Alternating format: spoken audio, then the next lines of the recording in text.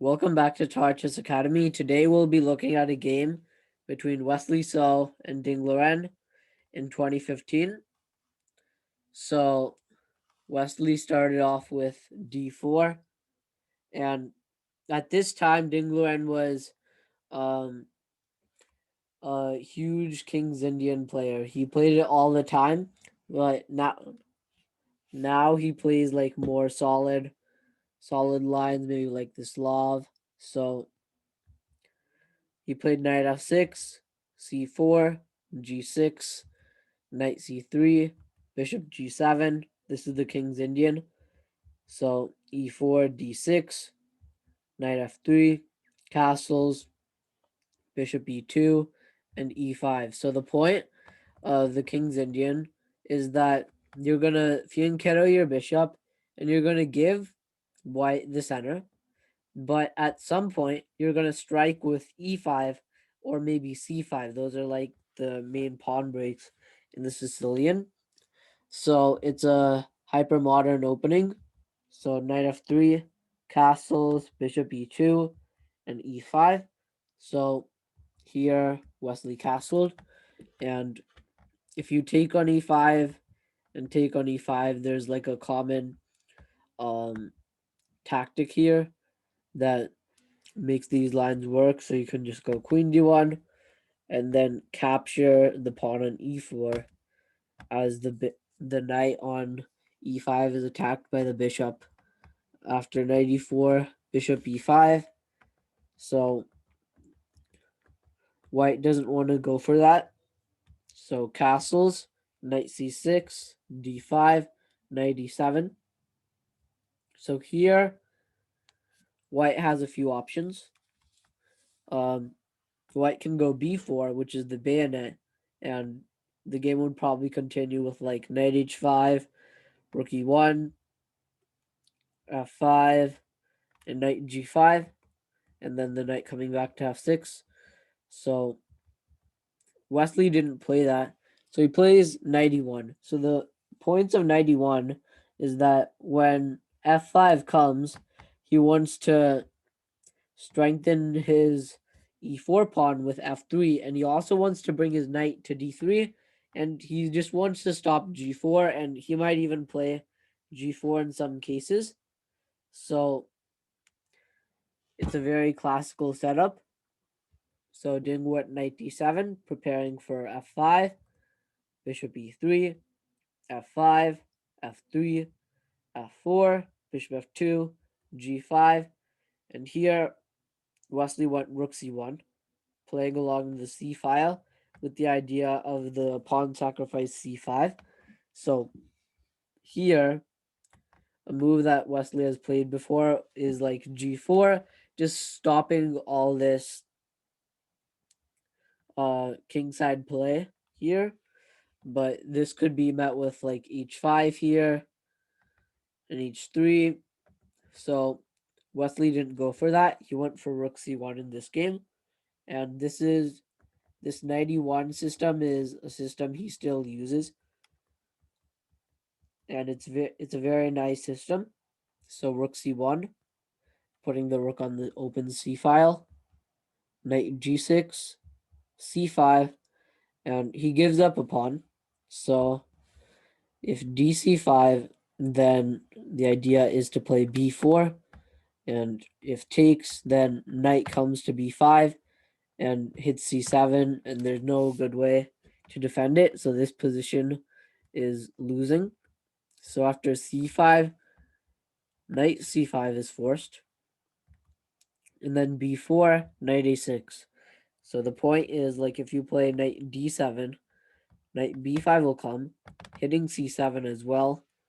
So this will be lost. So Ding plays knight a6, and the point of this is just to guard c7. And while the knight is on e6, it's not really a good piece. Its purpose is just to guard the c7 pawn, and black is a pawn up. But white does have counterplay here and some very good compensation for the pawn, as the knight belongs on f6, where it can help push for g4. And you can see how all of Wesley's pieces are looking at this square. The pawn, the bishop, the queen are all lined up there. So now g4 won't come as easily. So knight d3, h5. He just wants to start some kingside play. And here, this knight wants to be on f6, but it can't, as it had to be on e6 to guard the c7 pawn. So Wesley went knight b5 with the threat of knight a7. So like say some move like rook f6, knight a7 will be played as the bishop protects the knight. So here Ding plays b6, guarding the a7 pawn by blocking this bishop, but it also causes a weakness of the c6 square. So one plan is maybe like to double on the c file eventually, but what Wesley does is he plays bishop e1, and his idea is he wants to put his bishop here, and he's guarding the b4 pawn as well. So he can also play knight f2 now, and he's just protecting g4 here. So queen e8, the queen comes to a4, the bishop goes to d8, queen a3 with the threat of knight d6 and bishop a6. So say some move like yeah, so Ding played g4, and now he's giving up the pawn. But if this pawn is captured like this, he'll have some very good counterplay. So Wesley goes knight c3. He's attacking the knight on a6. And now things start to heat up here. So Ding goes knight b4. So basically it's like this knight didn't have any real good squares to go to, and he didn't really want to go to b8. So he went to b4, taking a pawn with him. Then queen b4. And now he pushes with f3. And he has an idea of knight f4, like say Wesley captures, then he'll capture, and this knight may come to h4 or f4, and this is very strong here. So Wesley plays bishop b5, queen e7, g3, rook h7. He just wants to double on the h file, queen c4, and with the idea of going queen c6, attacking the rook and the e8 square. So rook h8. Now queen c6 will be met with queen h7. So now h3 must be played, and it's a very nice move because if you play something like h4, a sacrifice might come here on h4, or the rook can go to b8 first, and then a sack might come on h4, like say some move like this. The bishop can capture on h4, and if captures queen h4, and it's just lost. So h3 is the only move here, and if captured, then the rook on a8 hangs, and the king can just go to h2 and is perfectly safe. So rook b8. Now Wesley plays knight c to d1, aiming for the e3 square, a6. Now he goes queen e8, king g7, and now Ding is saying, okay, well, I'm attacking your queen, and now what will you play? So I'll give you a couple of seconds to pause the video and think.